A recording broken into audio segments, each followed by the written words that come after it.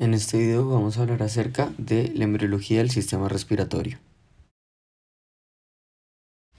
Partimos entonces primeramente de la ubicación y qué capas van a involucrarse en esa formación del sistema respiratorio.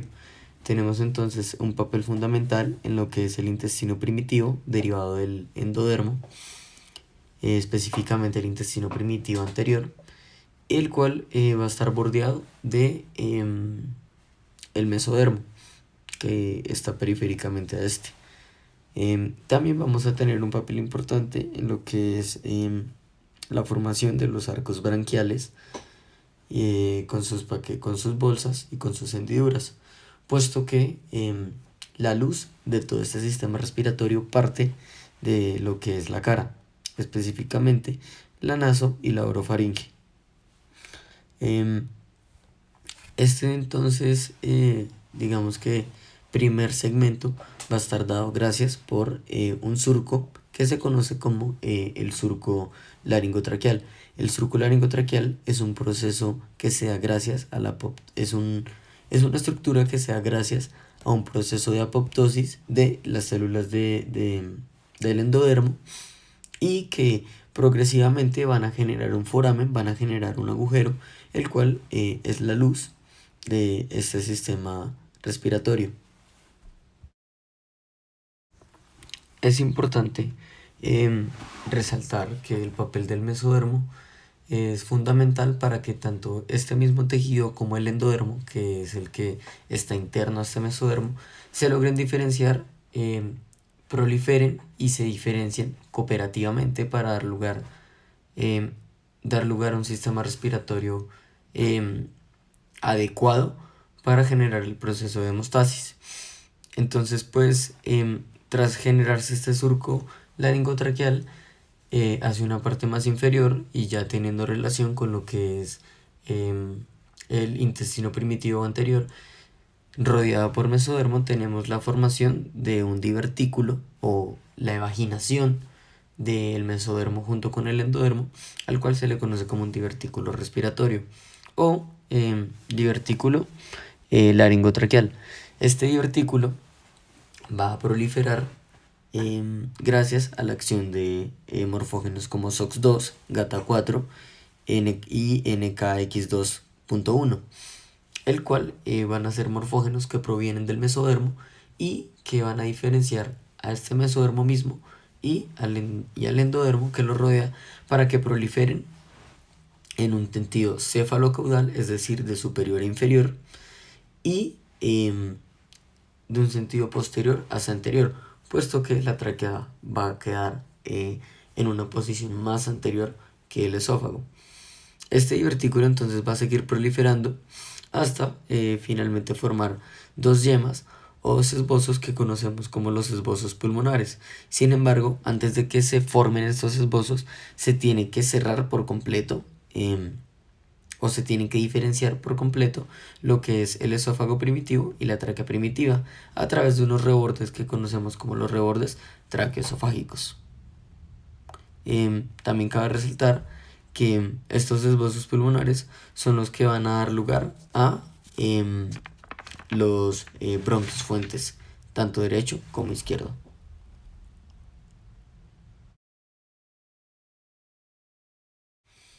Ya teniendo entonces estos esbozos pulmonares o yemas pulmonares, vamos entonces también a lo que es el desarrollo del árbol bronquial.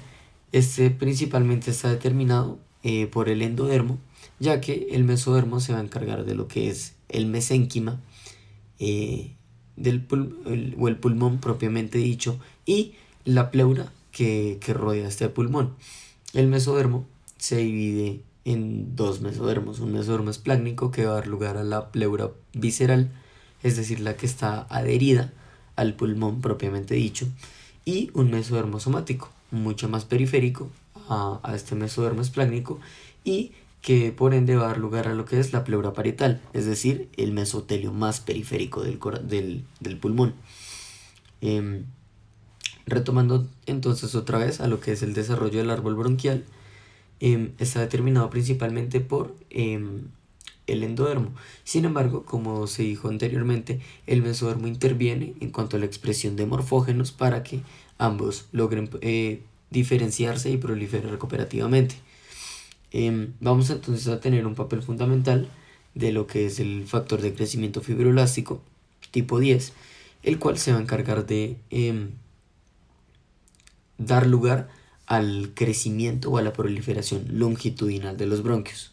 Sin embargo, también va a haber un segundo papel de lo que es Sonic-Head-Hodge para el proceso de ramificación de estos bronquios.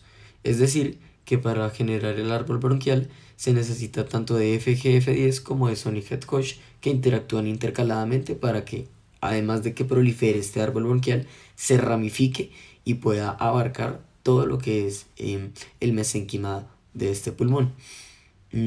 Cabe resaltar también que este mesodermo que rodea el endodermo va a dar lugar también no solamente al pulmón propiamente dicho, sino también a los vasos sanguíneos indispensables para el proceso de hemostasis o intercambio gaseoso en el pulmón.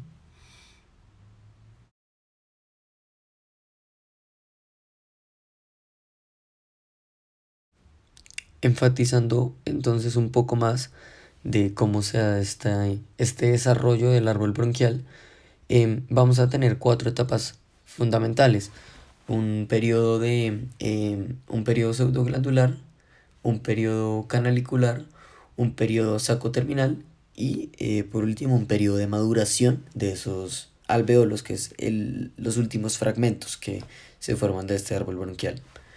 Para empezar, entonces tenemos lo que es el periodo pseudoglandular, el cual consta básicamente del desarrollo desde los bronquios fuente, es decir, desde que se proliferan esas yemas o esbozos pulmonares hasta bronquiolos propiamente dichos e incluso bronquiolos terminales.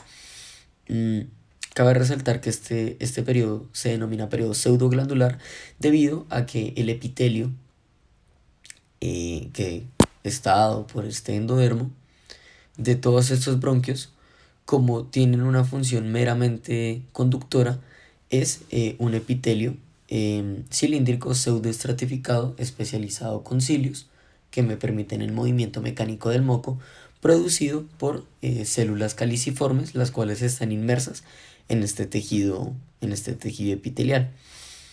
Em, en una segunda instancia, entonces tenemos lo que es el periodo canalicular.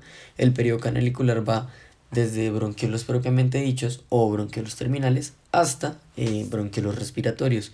Los bronquiolos respiratorios se forman en el último segmento de este periodo canalicular. Y aquí ya tenemos entonces una diferenciación de epitelio, ya que ya no va a ser pseudoestratificado ciliado, sino que va a ser un epitelio simple. Unos autores difieren en cuanto a que es un epitelio cúbico y otros dicen que es un epitelio cilíndrico, pero lo más importante es que es un epitelio simple, más no estratificado. Em, el periodo de saco terminal entonces hace referencia a cómo se van a empezar a formar los alveolos, los sacos alveolares, a partir de los bronquiolos respiratorios. Estas tres últimas estructuras, que son las más profundas, las últimas en desarrollarse, son las que no van a tener una función conductora, sino una función respiratoria. Es decir, que son las estructuras que se encargan de hacer el intercambio gaseoso. Por ende, requieren de estructuras más especializadas, más allá de un epitelio plano simple. Entonces, primero vamos a hablar de la presencia de unas células que se llaman las células de Kulczycki. Las células de Kulczycki son unas células especializadas en secretar serotonina. Esta serotonina cumple un papel fundamental para la diferenciación de las células del epitelio, que está dado por el endodermo, y que se diferencian en neumocitos tipo 2. Los neumocitos tipo 2 son unas células especializadas en secretar lo que conocemos como el surfactante pulmonar. El surfactante pulmonar es una sustancia que es rica en fosfolípidos, proteínas y colesterol, el cual funciona como un agente tensioactivo. ese agente tensioactivo va a cumplir un papel fundamental en brindarle una tensión a los alvéolos y a los sacos alveolares, ya que si no tienen una tensión tienden el riesgo a colapsarse. Sin embargo, llamémoslo el papel fundamental o un papel principal de este surfactante pulmonar, es que esta sustancia me permita diferenciar el resto de células del epitelio, que van a corresponder a los neumocitos tipo 1. Los neumocitos tipo 1 tienen una diferencia con los neumocitos tipo 2 en cuanto a su composición morfológica. Los neumocitos tipo 2 tienden a ser células cúbicas, mientras que los neumocitos tipo 1 tienden a ser células planas. Otro factor que contribuye a ese cambio morfológico de los neumocitos tipo 1 es que los capilares que están dados por el mesodermo que rodea el endodermo van a acercarse al punto de tener un contacto directo con el endodermo. Este contacto directo hace que, además de que se aplanen las células, se forme lo que conocemos como la membrana alveolo-capilar, el cual es la membrana encargada de generar ese intercambio gaseoso o el proceso de hemostasis.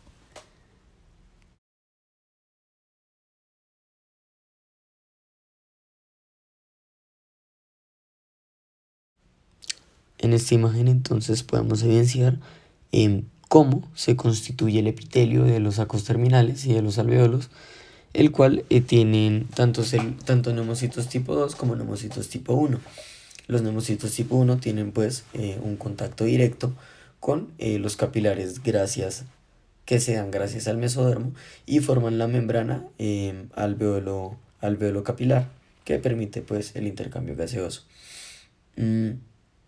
Cabe resaltar también que el último periodo que corresponde al periodo de maduración alveolar va desde lo que es la vida intrauterina hasta más o menos los 8 años de edad después de que el niño nace, ya que aún después de la vida intrauterina el sistema respiratorio tiene que seguir desarrollándose, tiene que seguir madurando para poder adaptarse al ambiente. Es por eso que en los primeros años de vida es fundamental ver el progreso de cómo se genera ese sistema respiratorio en el niño, puesto que cualquier complicación podría comprometer dicho sistema.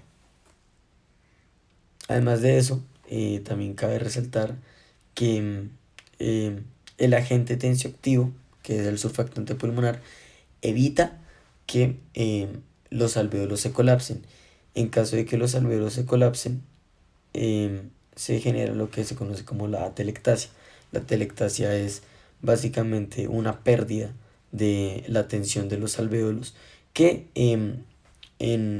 a futuro va a generar un proceso inflamatorio y posteriormente va a generar lo que conocemos como la enfermedad de membrana hialina, puesto que después de ese proceso inflamatorio se tiende a generar, digamos que, muchas más fibras alrededor de este alvéolo, dificultándole la capacidad para dilatarse y contraerse.